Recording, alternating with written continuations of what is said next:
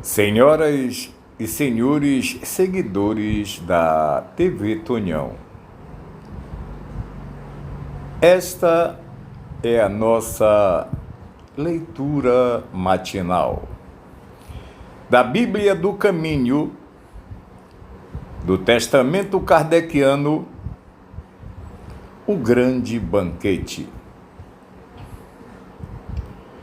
O reino de Deus, ou o reino dos céus, representa o estado de plenitude espiritual, o ápice do processo evolutivo intelectual e moral. A conquista desse reino equipara-se a participar de um banquete celestial. Ou seja, feliz será aquele que comer no banquete do reino de Deus. Isso porque, nesse banquete, os discípulos do Mestre encontrarão farta provisão de bens para suprir todas as suas necessidades. E por incrível que pareça, encontramos ainda descritos no caminho que o Mestre deixou para nós, no Evangelho, a descrição de todos esses bens para suprir toda e qualquer que seja a nossa necessidade. Basta que tenhamos olhos de ver e ouvidos de ouvir. Para esse grande banquete, todos nós somos convidados para desfrutar da evolução espiritual, na busca da perfeição e gozar das bem-aventuranças, compartilhando da alegria da união ao sentar-se à mesa para tomar parte desse banquete celestial. Todos nós, de qualquer credo, raça, cor, índole moral ou intelectual, estamos convidados. Basta que nos dispusemos a ir participar deste banquete ao qual nos convida o divino e amado Mestre Jesus. Ou seja, feliz será aquele que comer no banquete do reino de Deus. Feliz será aquele que se alimentar das palavras, dos ensinamentos, dos conselhos que foram dados para toda a humanidade pelo Divino Mestre Jesus a quando de sua romagem terrena. O primeiro ensinamento é o da confiança. Ninguém pode ser bom, ninguém pode se doar, ninguém pode ter o prazer de servir se não tiver a confiança daqueles que comandam. Qual foi o único lugar em que o Mestre não fez os, entre aspas, milagres?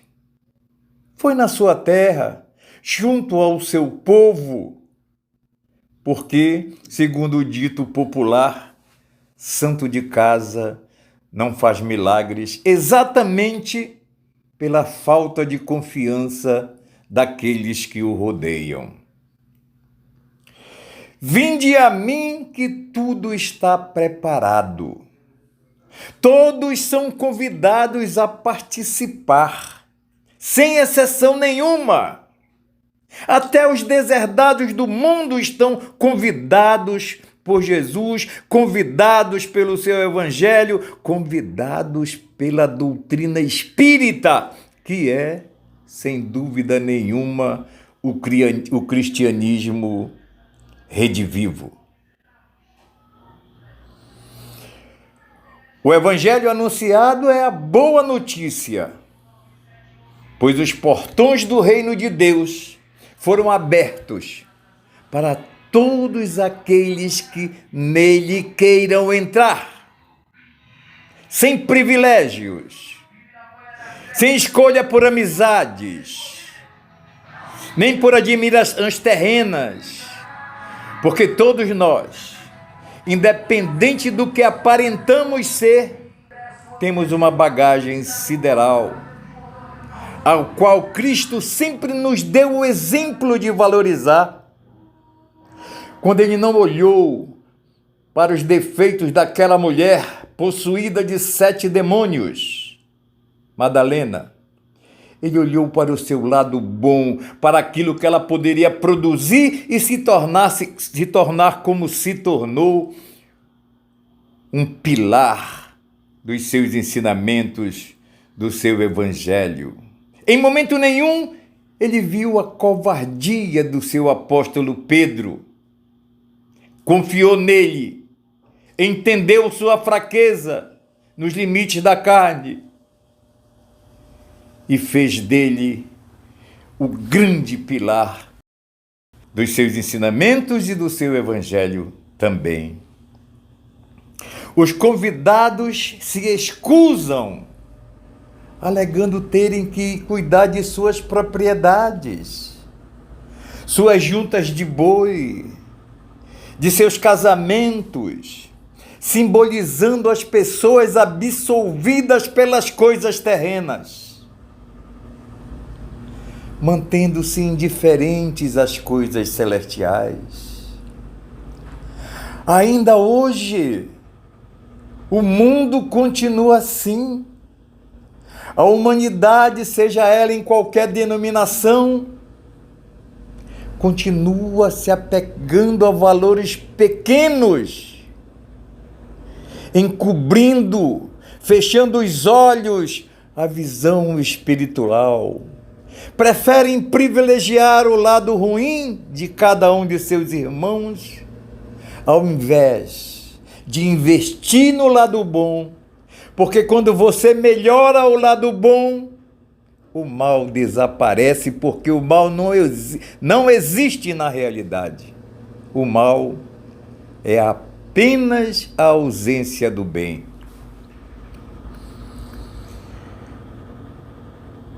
Com o mergulho na carne, outros interesses e preocupações surgem, desviando a nossa atenção. As desculpas e os pretextos permanecem os mesmos, através dos séculos. Propriedades materiais, prazeres, divertimentos, destaque por amizades, privilégio por amizades, em detrimento dos verdadeiros valores, que se perde diante da cegueira dos sentimentos puramente terrenos. O processo de evolução espiritual começa efetivamente a partir de certo nível de entendimento e de experiências vivenciadas pelo Espírito.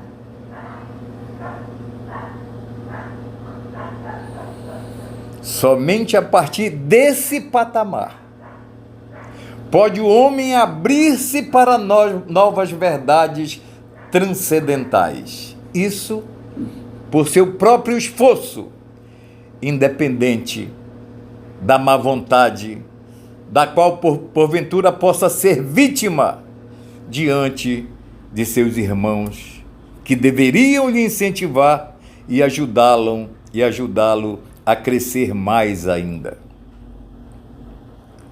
Nos dias atuais, vemos as mesmas desculpas que fazem não aceitar o convite de melhorar-se. prefere atender às sensações imediatistas e transitórias da vida material, numa clara manifestação do egoísmo escravizante.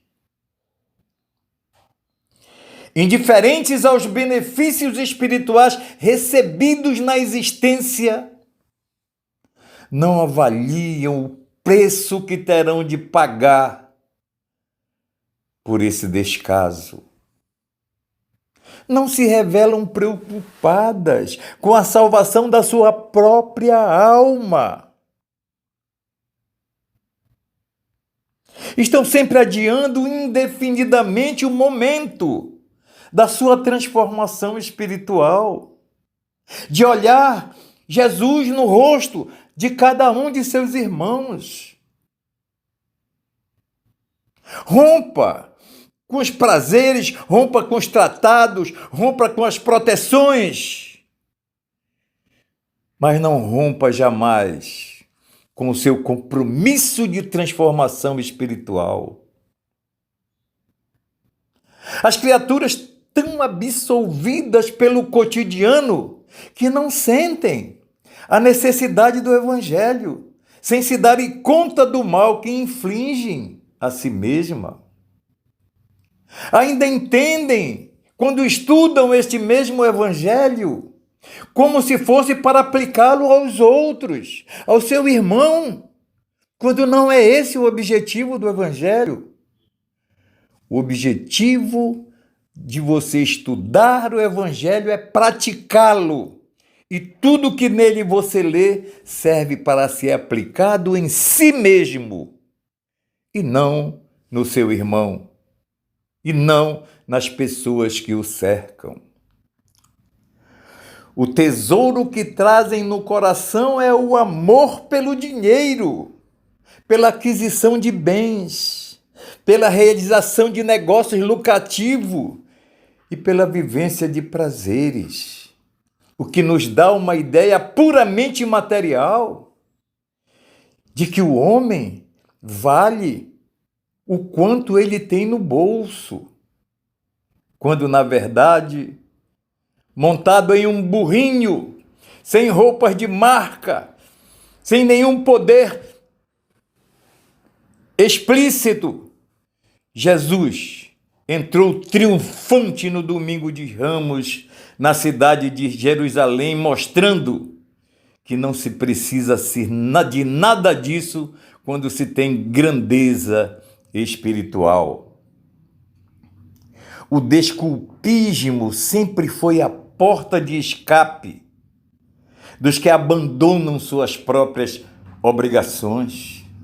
Geralmente, ao não cumprirem sua obrigação para o qual está confiada hoje,